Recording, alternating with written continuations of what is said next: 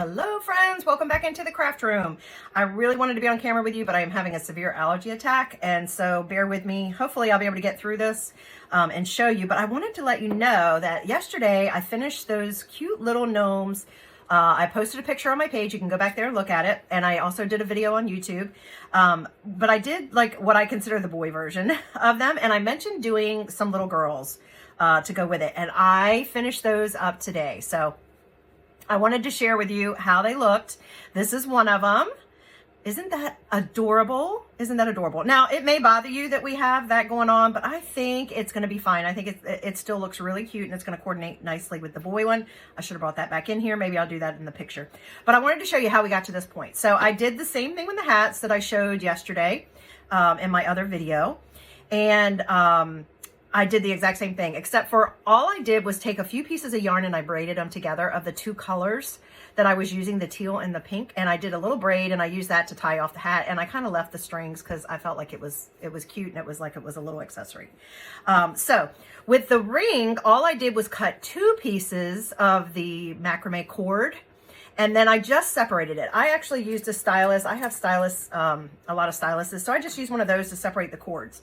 And then with two of the, or the actual pieces on the cord, that's usually, you know how the cord comes, usually thick. I don't have it over here right now. I moved it.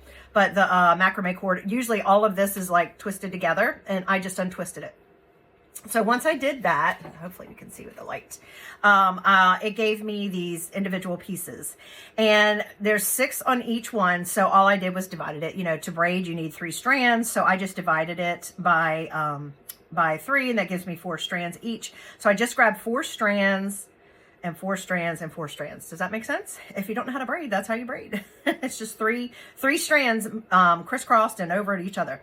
So I may braid differently than you. It may be the same that you braid, but this is how I just did it. I just wanted to let you know. And I'm not worried about their placement right now. And if they move around on the ring, I'm just making sure they're nice and taut. And then I just start my braiding process. Okay. So I just used 4 strands instead of individual ones. So that is how I get these cute little braids that makes it a girl instead.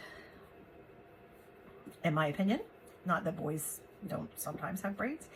Then once I get down to the end, like this, okay, I just took another piece of yarn. I just cut it a lot smaller. I don't have the measurement. Let's see, what's the measurement on that? If you need the measurement is about, it's about 4.5 inches. Ooh.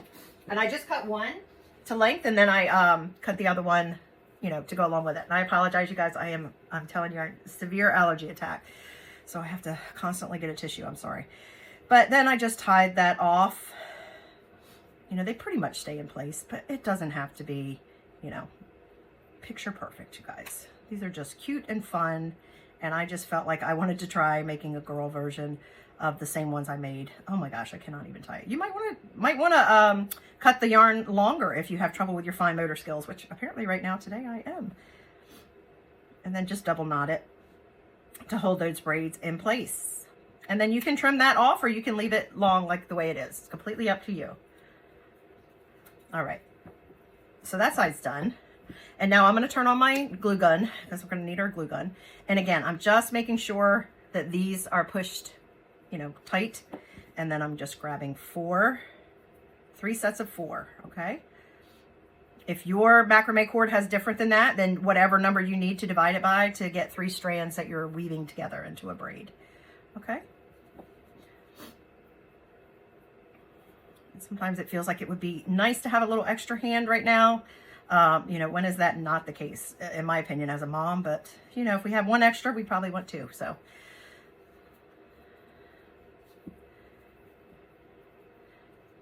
It's not too hard to do it, but it does move around a little bit. And if that bothers you, then you can find a way to anchor your little wooden circle. I forget what that's called. Okay, let's grab my twine again. And I just get it down to the end where I feel like I'm still got all the pieces included. if it starts, you know, if I start going down further, then one's going to be too short somewhere. So, and I did not even match to make sure. It just felt like it was about right. I didn't worry about whether they were the exact same. If that bothers you, again, just pay attention to it and adjust for it. DIY is definitely, you know, that's the best part about DIY is you get to do it the way you want to do it. Now, once I got these done, see how cute? Look how cute.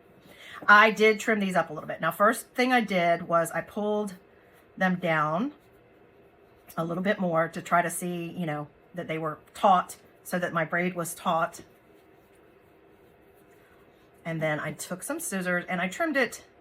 You know, no braid is perfect, even when we do our own hair, or at least it's not on mine. I don't know about you guys, but I did trim it some to make it a little more uniform.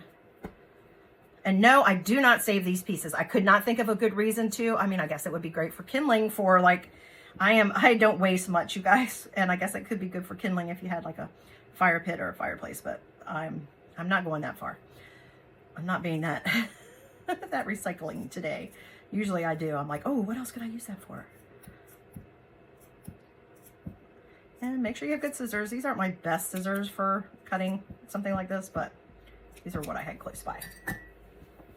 Okay, so now they're fairly uniform, and like I said, I'm leaving the ribbons on there. If you look at how I did that one, I left them on there. I thought that was fine. You could even cut this part of the yarn longer and make little cute little bows on there.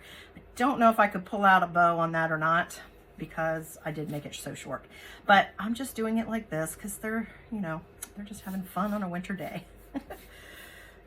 All right, and again, you can do these any color you want, you guys. I don't know if they have colored macrame. I have colored other like things that are like macrame, but I don't know if they have other colored I think, oh no, you guys, I think my glue gun is running out of power, which is, shouldn't be. Okay, now for the nose for this, so then I just kind of scooted them close together. But then I picked a nose for this one. I picked a bead that was a little pink bead to make it a little bit different.